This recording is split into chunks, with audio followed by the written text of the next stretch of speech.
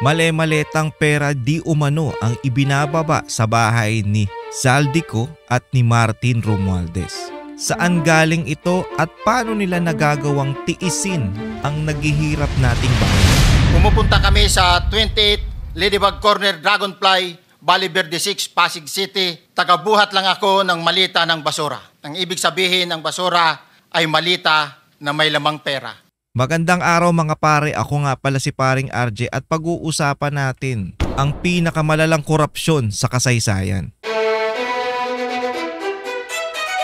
Ang isang ehemplo na nagdala ng pera ay si Congressman Eric Yap ng AXIS Party List. 46 na malita ang dala niya sa bahay ni Congressman Zaldico sa Valle Verde 6. Mga banateros, habang milyong-milyong Pilipino ang nagtitipid, nagugutom at halos walang makain, nakita at narinig natin sa nakaraang Senate hearing na male-maletang pera ang ihinahatid sa bahay ni Congressman Zaldico at Speaker Romualdez. Hindi lang basta isang maleta na puno ng pera.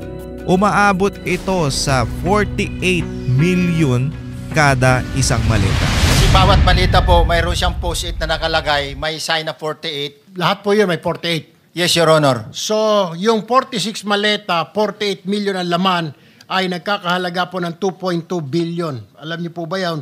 Kung 3 times a week ang sinasabi ninyo, ang delivery. Based sa my experience, doon lang ako naka-experience ng 46 nung time na yon, Your Honor.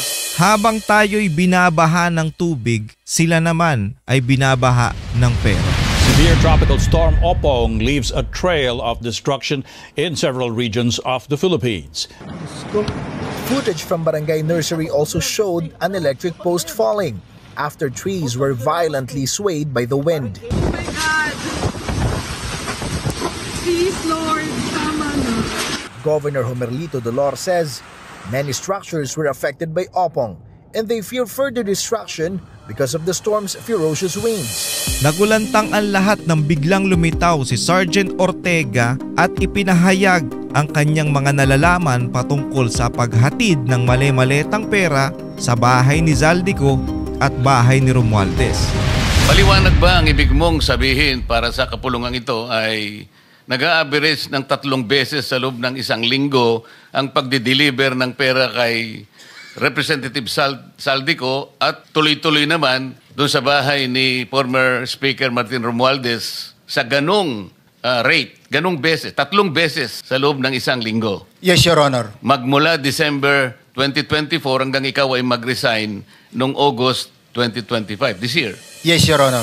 Di umanon 3 times a week kung maghatid ng pera sa bahay nila. At magtataka ka dito, bakit meron pa silang isang bahay na hinahatiran malapit sa Malacanang? Anong ibig sabihin nito? Pagdating sa Horizon Residence, dumidiretso kami sa basement upang maibaba ang nasabing basura at dalhin sa unit ni Congressman Zaldico sa 56th floor sa nasabing lugar kung saan siya nakatira. Bago ibaba ang nasabing basura, ito ay bawas na. Halimbawa, nag-akyat kami ng 46 na malita. Ibababa lamang namin ay 35 malita para i-deliver sa bahay ni House Speaker Martin Romualdez, 42 McKinley Street, Taguig. Kung iisipin nyo mga banateros, kung hinahatid na sa bahay ni Romualdez sa McKinley at hinahatid sa bahay ni Zaldico, bakit kailangan pang maghatid ulit sa isang bahay ni Romualdez malapit sa Malacanang? Sa pagkakatanda mo, mayroon pang ibang lugar na kung saan nagdi-deliver kayo? Sa Aguado, dyan sa Malacanang. Aguado? Meron tayong naririnig-rinig patungkol dito na tila si Liza Marcos ang isa o kasama sa kanilang hatian. Meron pa nga lumalabas-labas na kwento di umano nagalit si Liza Marcos kay Romualdez. Bakit? Kulang daw o binawasan ang dapat na parteng nasa kanya. Maaaring hindi ito totoo, maaaring totoo, pero yun ang naririnig natin.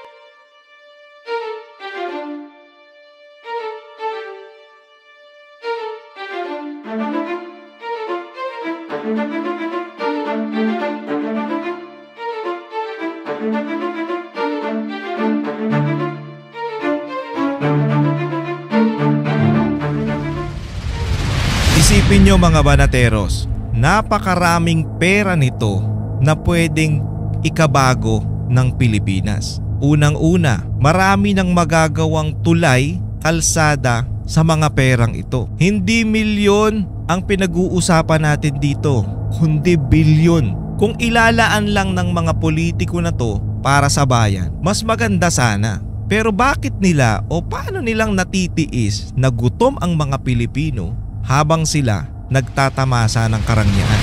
Ang budget ng Pilipinas ay hawak lang ng dalawang tao. Hawak lang siya ni Congressman Zaldico at ni Congressman Martin Romualdez. Yan ang katotohanan.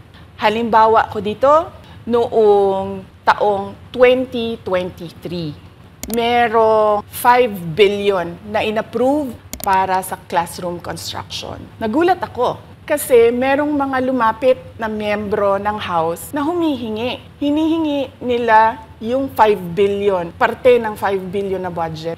Wala kasi akong experience sa ganyan. At saka ang pagkakaintindi ko, pag inapprove na yan ng Office of the President, ibibigay na yan, pagdediretso na yun sa approval at trabaho ng Department of Education sa construction ng mga classroom. Nagulat ako, may humingi. Magkano ba ang amin dyan? Magkano ba ang amin dyan? So sinabi ko, hindi pwede ito.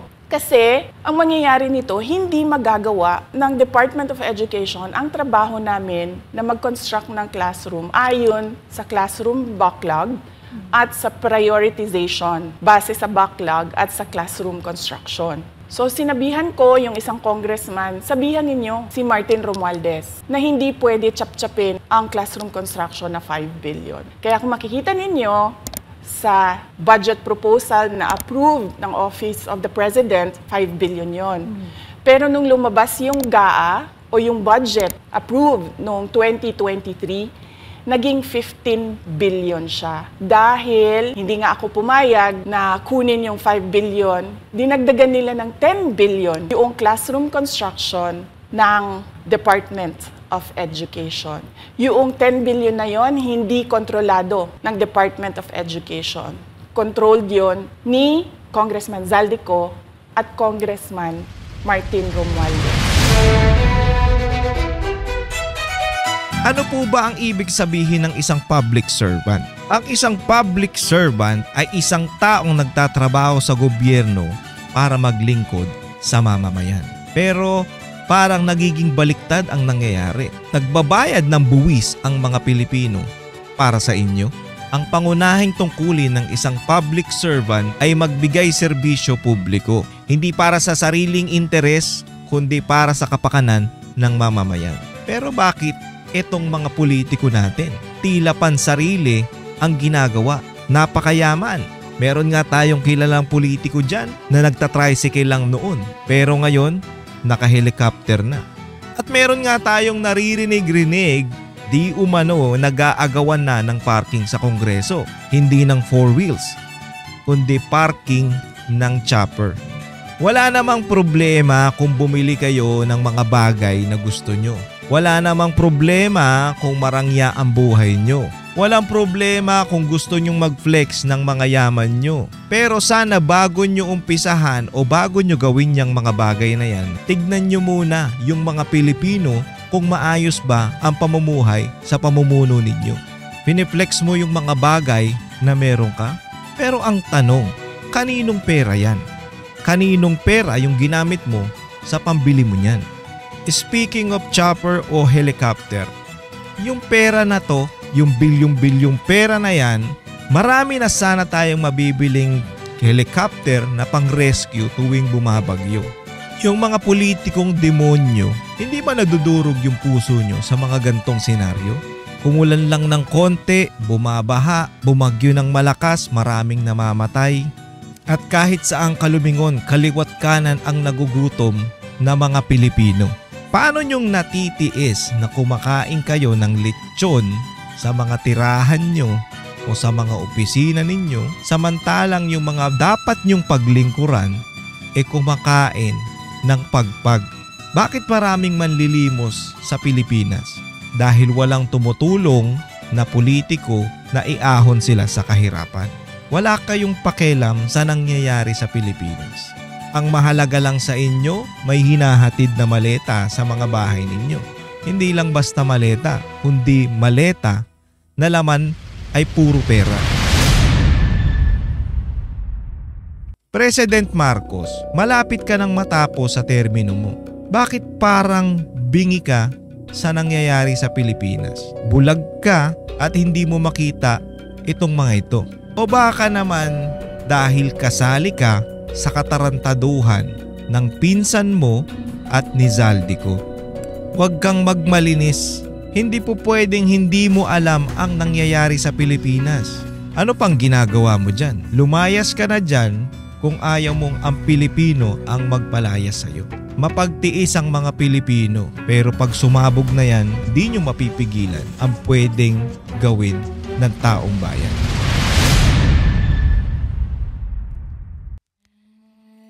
Upuan by Glock 9, nirelease noong 2009. Pero bakit hanggang ngayon nagre-reflect pa rin ito?